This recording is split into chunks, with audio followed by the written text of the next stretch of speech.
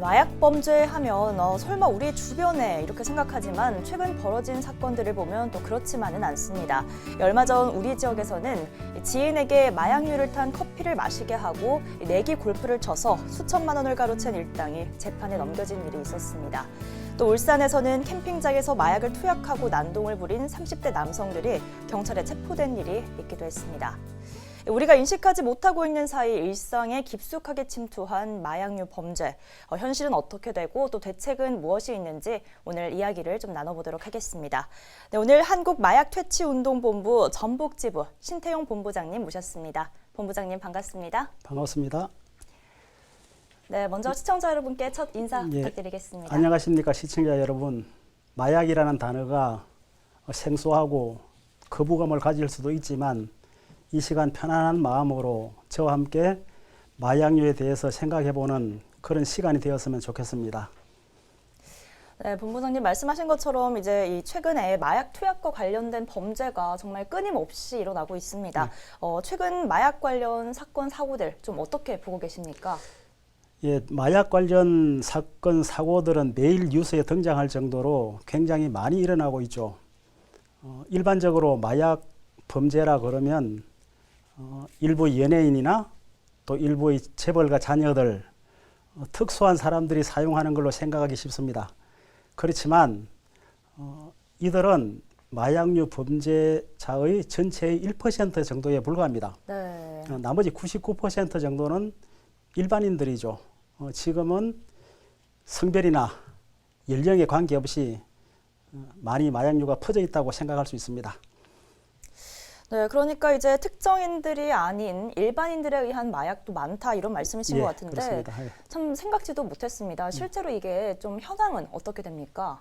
일반적으로 우리나라에는 60만에서 70만 정도의 마약 중독자가 있다고 생각합니다. 네. 어떤 사람들은 100만이 넘는다고 주장하는 사람도 있죠. 60만에서 70만이면 전라북도 인구의 3분의 1 정도가 됩니다. 네. 전국적으로 굉장히 많은 마약류 중독자가 있다고 생각할 수 있겠죠. 네, 그래서인지 이제 실제 경찰이 검거를 했을 때 이 평범한 주부가 마약을 투약하기도 한다고 합니다. 특히 더 심각한 게 또 요즘은 마약을 접하는 연령층도 굉장히 낮아지고 있는 그런 상황인데요. 이 점은 걱정이 많이 되는데 좀 어떤 상황입니까? 마약류 중독자가 늘어나고 있다는 거 충격적이죠. 네. 그런데 더 충격적인 것은 20대, 30대 젊은 층의 그 마약류 사용 비율이 점점 증가하고 있다는 겁니다. 네. 2021년의 경우 20대, 30대의 범죄자 비율이 58% 정도 됩니다. 10대도 2.8% 정도가 되는 거죠. 네. 그래서 마약류 범죄가 늘어나고 있다는 것 심각한 일이지만 그보다 더 심각한 것은 연령이 점점 어려지고 있다는 것, 이게 더 심각하다고 생각을 합니다. 그런데 이제 이렇게 마약 범죄가 많이 일어나고 또 연령도 많이 낮아지고 있는데 좀 주변을 둘러보면 요즘 이 마약이라는 단어가 굉장히 많이 쓰이고 있는 상황입니다. 그렇죠. 뭐 마약 김밥, 마약 치킨, 뭐 맛있는 음식에도 많이 붙습니다. 이런 단어 사용에 대해서는 좀 어떻게 보십니까? 지금 경제가 굉장히 어렵죠. 네. 그래서 자영업자들은 자기가 만드는 제품을 팔기 위한 수단으로 마약이라는 그 말을 앞에 붙이는 경우들이 참 많이 있는 거죠. 특히 마약이라는 말이 붙어 있는 음식들이 굉장히 많죠. 네. 뭐 마약 김밥이라든지 마약 뭐 핫도그라든지 심지어 히로뽕 커피라는 것도 있습니다. 이렇게 함부로 용어를 사용하다 보면 젊은 사람들은 이제 감각이 둔해지겠죠. 마약이라는 게 사용해도 되는 것, 합법적인 것, 이렇게 생각할 수 있는 거죠. 이렇게 오해를 할 수 있는 거죠. 그렇기 때문에 젊은 사람들이 정말 진짜 마약을 접촉하게 되면 아무 부담 없이 사용할 수 있는 가능성이 더 높아진다는 거죠. 어떤 지자체는 이 마약이라는 용어를 사용하지 못하게 하게끔 조례를 제정하려고 하는 그런 지자체도 있습니다. 그래서 자영업자들이 굉장히 어렵지만 우리 다음 세대를 위해서 마약이라는 용어의 사용은 좀 자제하는 게 좋겠다, 그런 생각을 해봅니다. 네, 그럼 이게 이제 마약을 투약하는 사람들이 그만큼 많다는 건 결국 현재 상황에 일반인들이 마약을 구하는 게 좀 쉬워졌다 이렇게 보면 되는 걸까요? 그렇죠. 쉬워진 거죠. 어떤 방법을 통해서 마약을 구입할 수 있는 옛날에는 건가요? 대부분 사용자하고 판매자가 직접 만나서 거래를 했었죠. 네. 지금도 물론 사용자하고 판매자가 만나서 거래를 하는 경우도 있기는 하죠. 그렇지만 젊은 세대들은 대부분 인터넷을 이용합니다. 인터넷을 이용해서 쉽게 마약류 정보에 접근하게 되고 구입하게 되고 사용을 하는 경우죠. 심한 경우 젊은 사람들은 해외에서 직구로 마약을 직접 구입하기도 합니다. 그러니까 인터넷이 발달하면서 옛날보다 더 쉽게 마약을 구입할 수 있게 된 거죠. 네, 그리고 또 최근에는 이 10대 청소년들이 마약류 성분이 함유된 일명 나비약이라는 이 다이어트 약을 인터넷을 통해서 판매 투약하는 그런 사례가 있었는데요. 잘 모르는 분들은 이게 뭐 다이어트 약이니까 뭐 의료용이 아닐까 이렇게 생각하실 수도 있을 것 같아요. 근데 그게 아닌 거죠? 예, 나비약은 식욕을 억제해서 비만을 치료하기 위한 의약품입니다. 네. 마약류 의약품에 해당되죠. 이 약 모양이 나비처럼 생겨 있어요. 그래서 나비약이라는 말을 사용하게 됩니다. 일반적으로 비만 치료제를 병원에서 처방받으려고 하면 기준이 있는 거죠. 비만 환자만 처방을 받을 수 있는 거죠. 그런데 비만 환자가 아닌 경우는 의사의 처방을 받을 수 없겠죠.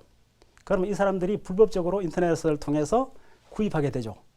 그렇게 해서 함부로 사용하게 되고 그다음에 굉장히 많은 부작용을 일으키는 그런 경우들이 많이 있는 거죠.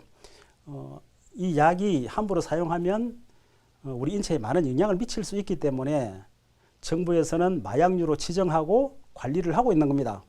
그래서 의사의 처방에 의해서 또 약사의 복약 지도에 의해서 그렇게 복용하면 안전하지만 불법으로 구입해서 사용하면 굉장히 많은 위험을 초래할 수 있습니다. 자, 그런데 더 큰 문제는 이제 마약은 한번 손을 대기 시작하면 이게 끊기가 매우 어려운 걸로 알고 있습니다. 그렇습니다. 좀 어떤 이유 때문일까요? 마약류를 투약하게 되면 우리 인체의 모든 장기에 영향을 미치게 됩니다. 그런데 그 중에서 가장 치명적인 손상을 입는 부분이 뇌 부위가 치명적인 손상을 입게 되죠. 네. 그래서 뇌가 손상을 입기 때문에 한번 손을 대면 끊기 어려운 그런 문제점을 초래하게 되는 거죠. 그런데 이제 마약을 처음 경험할 때는 뭐 한 번쯤 경험해보는 건 괜찮겠지. 나는 끊을 수 있을 거다. 이런 생각에 좀 사로잡히는 것 같아요. 근데 실제로 이게 그럴 수 없다는 거잖아요. 마약류 중독자들이 흔히 하는 말이 네. 나는 마음만 먹으면 끊을 수 있다. 그렇게 이야기를 해요. 네. 마음만 먹으면 끊을 수 있다고 이야기하는 사람은 간접적으로 나는 마약류 중독자다라는 것을 표현하는 것이 되는 것이죠. 마약류 중독은 마음만 먹어서는 절대 끊을 수 없습니다. 끊으려고 하면 전문가의 상담을 받아야 되고 병원 치료도 받아야 되고 심한 경우 입원해서 치료를 받아야 끊는 게 가능할 정도로 중독에서 벗어나기 굉장히 어려운 하나의 질환이다. 그렇게 생각하시면 되겠습니다.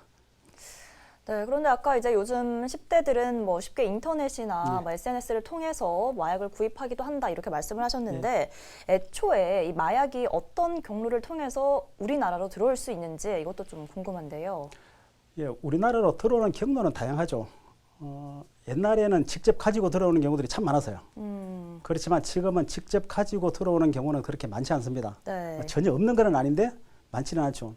대부분 화물로 위장해서 들어오는 경우들이 대부분이죠.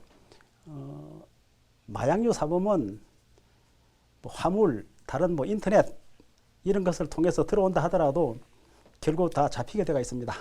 그 경찰들이 거기까지 다 단속을 하고 있는 거죠. 그럼 이렇게 마약을 사용하는 사용자뿐만 아니라 이 판매하는 판매자에게도 어떤 처벌이 있습니까? 예, 우리 마약류 범죄자는 둘로 나눠서 생각해야 됩니다. 하나는 단순 투약자, 네. 또 하나는 제조하든지 판매하든지 판매를 알선하든지 이런 사람들이 있는 거죠. 네. 그래서 처벌 규정도 다릅니다. 일반적으로 판매자나 제조자, 판매 알선하는 사람, 이 사람들이 그 단순 투약자보다는 좀 더 높은 처벌을 받게 되는 거죠. 네, 이렇게 상황이기 때문에 이 한국 마약 퇴치 운동 본부의 역할이 또 매우 중요할 것 같습니다. 예, 일단 어떤 기관인지 소개를 좀 부탁드리겠습니다. 예, 저희 마약 퇴치 운동 본부는 1922년도에 중앙 본부가 설립이 되었고 지금은 전국에 13개 지역 본부가 설립돼서 활동하고 있습니다. 단지 저희들이 하는 활동이 언론에 잘 노출되지 않기 때문에 마약 퇴치 운동 본부가 있다는 사실을 모르는 사람들도 많이 있을 것입니다. 저희들은 다양한 활동을 하고 있는데 그중에서 마약류의 위험성을 알리고 중독을 방지하기 위한 그런 예방 교육과 그다음에 중독자들 치료와 재활을 도와주는 그런 업무들을 주 업무로 하고 있습니다. 네, 이제 본부장님의 좀 이력을 살펴봤을 때 약학대학교에서 또 강의를 하셨습니다. 그 과정에서 이렇게 마약 범죄 분야나 이 문제에 대해서 좀 더 관심을 가지게 된 그런 계기도 있었을까요? 특별한 계기는 없고요. 네. 은혜를 보니까 제가 여기에 발을 담그고 있더라고요. 누군가는 해야 되는 일이겠죠. 그래서 앞으로도 계속 하려고 노력합니다. 근데 단지 제가 이렇게 언론에 자꾸 노출되다 보면 마치 제가 큰 일을 하는 사람처럼 비춰질까 좀 그렇기는 해요. 하지만 제가 일을 하는 게 아니고 저희 본부에는 굉장히 많은 봉사자들이 있습니다. 네. 이 봉사자들이 다양한 활동을 하고 있죠. 그래서 모든 일들은 그분이 하고 있다, 그분들이 하고 있다 그렇게 말씀드리고 싶습니다. 네, 그럼 봉사자들은 좀 구체적으로 어떤 일들을 하고 있는지도 좀 말씀 부탁드릴게요. 주로 약사님들이 많이 봉사활동을 하고 있는데 네. 예방교육에 가장 많이 활동을 하고 있고 그다음에 상담 전문가들이 있습니다. 이 상담 전문가들이 또 중독자들의 치료하고 재활을 위해서 상담을 해주는 그런 역할들을 하고 있죠. 요즘 본부장님은 또 계속 교도소 이런 곳들을 찾아서 재소자들을 좀 만나고 계신다고요? 예. 제가 교도소를 들어간 게 한 25년 정도 좀 넘습니다. 네. 25년 정도 교도소를 다니면서 마약류 중독자들하고 상담도 하고 또 강의도 하고 그런 일들을 했죠. 뭐 그렇게 큰 일은 아니고요. 누구나 할 수 있는 일 그런 정도 일을 하고 있습니다. 지금도 계속 하고 있습니다. 네, 그 중에서 좀 만난 재소자들 중에서 특별히 좀 기억에 남는 분이 있으실까요? 예, 기억에 남는 분들이 있기는 하는데 이게 개인정보법에 의해서 밖으로 드러낼 수가 없는 거죠. 단지 잘 알려진 분 한 분만 말씀을 드리겠습니다. 네.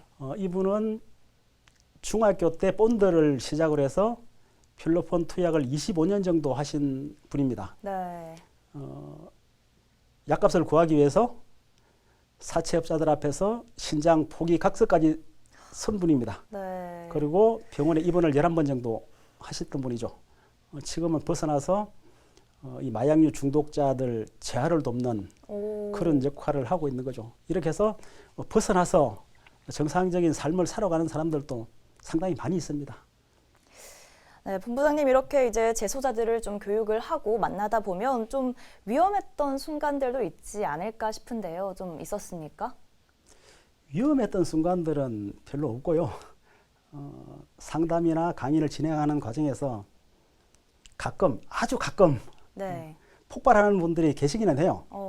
그렇지만 그렇지만 그런 것 때문에 위험을 초래하지는 않습니다. 일반적으로 마약류의 단순 투약자는 마음이 굉장히 여립니다. 그래서 뭐 두려움을 느낄 정도의 그런 일들 그건 절대 일어나지 않습니다. 그럼 이제 재소자들을 만났을 때 그분들은 지금 마약을 하지 못하는 상황이잖아요. 예. 이미 중독이 됐는데 예. 그때 좀 뭐 많이 변한다든지 어떤 달라진 점이 있을까요? 마약류 범죄자는 처벌만으로 치료되지 않습니다. 처벌을 했다는 이야기는 마약을 사용할 수 없는 환경을 만들어 놓은 거죠. 네. 그래서 그 환경을 벗어나게 되면 또 할 수 있는 가능성이 증가하게 되는 거죠. 그래서 치료가 반드시 필요하고 치료할 수 있는 기관들이 좀 활성화되어서 치료를 받을 수 있는 그런 환경이 만들어져야 더 많은 효과를 거둘 수 있을 겁니다. 마약류 범죄자는 어쨌든 법을 어기기 때문에 범죄자인 거는 맞죠. 그렇지만 치료가 필요한 환자다. 특히 뇌질환 환자다. 그렇게 생각하시면 될 것 같습니다. 네, 오늘 이렇게 좀 이야기를 들어보면 누구보다 우리 학생들 또 청소년들 마약 관련 예방 교육이 반드시 필요해 보입니다. 아까 이 교육을 좀 하고 있다고 말씀하셨는데 청소년 대상으로는 어떤 교육이 좀 이루어지고 있을까요? 저희들이 청소년 대상으로 예방 교육을 하고 있습니다. 네. 그런데 1년에 저희들한테 교육을 받는 학생들이 그렇게 많지는 않아요. 네. 물론 모든 사람이 다 교육을 받을 수 있다면 좋겠지만 또 모든 여건이 그렇지 않죠.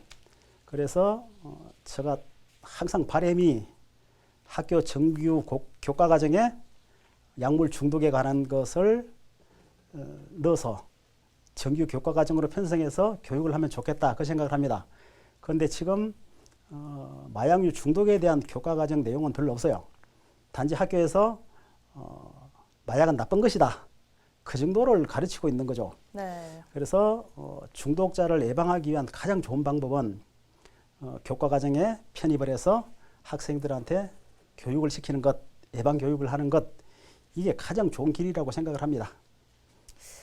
네, 아까 이제 마약을 끊고 이 치료 재활사로 활동하고 있는 분에 대한 이야기를 좀 해주셨는데 이게 사실은 중독성이 있다 보니까 마약 중독에서 벗어나는 게 혼자만의 힘으로는 참 힘든 일 같습니다.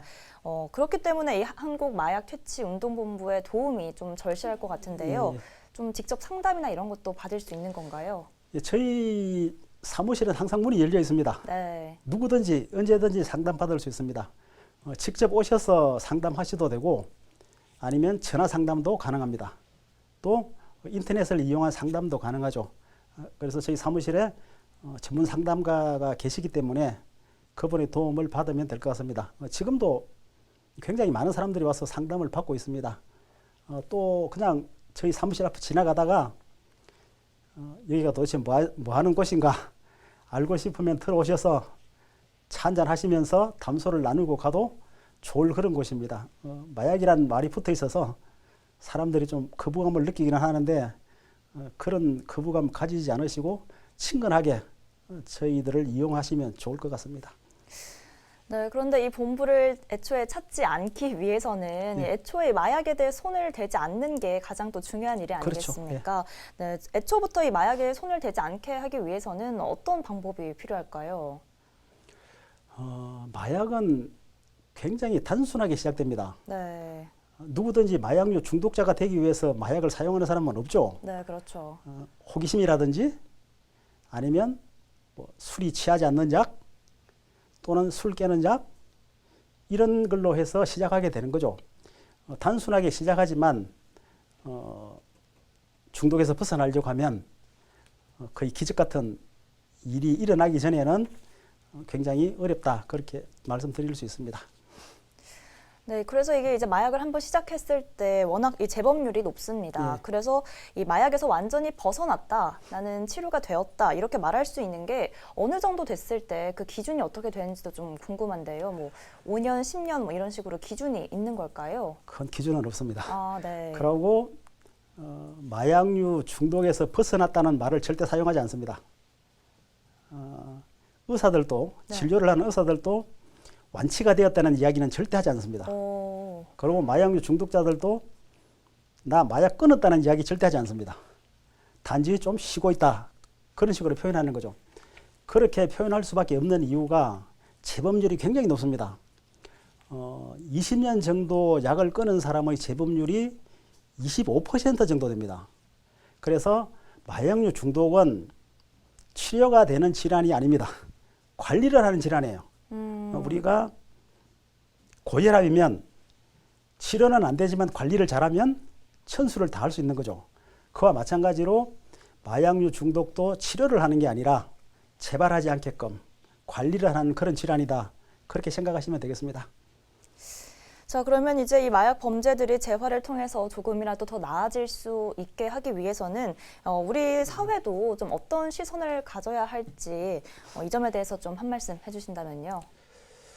제가 다른 데서도 굉장히 많이 강조하는 이야기인데 마약류 중독자들에 대해서 쓸모없는 인간, 사회에서 없어져야 되는 인간, 그렇게 생각하는 편견을 좀 버렸으면 좋겠어요. 네. 마약류 시작은 혼자서 하지만 중독에서 벗어나는 일은 혼자서 할 수 없는 거죠. 그래서 우리의 관심과 배려가 필요합니다.